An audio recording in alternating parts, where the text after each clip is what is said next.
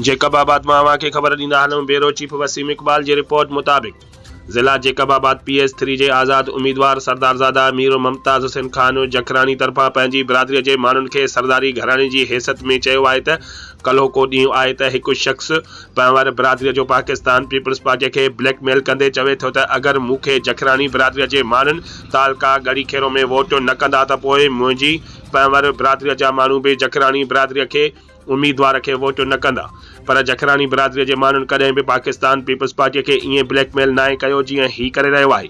अहिड़े रद्द अमल खिलाफ़ सरदारज़ादा मीर मुमताज़ हुसैन खान जखरानी पंहिंजी बिरादरी के माण्हुनि खे भी चई छॾियो त पोइ जखरानी बिरादरी भी पंहिंजो वोट पंहिंवर बिरादरी के न ॾींदो।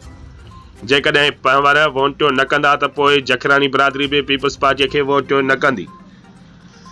PS3 आज़ाद उम्मीदवार सरदारज़ादा मीर मुमताज़ हुसैन खान जखरानी जो मीडिया वारनि सां ॻाल्हि ॿोल कंदे अहिड़नि ख़्यालनि जो इज़हार कंदे चयो त पोइ जखरानी बिरादरी जा माण्हू भी पंहिंवर बिरादरी के वोट न कंदा।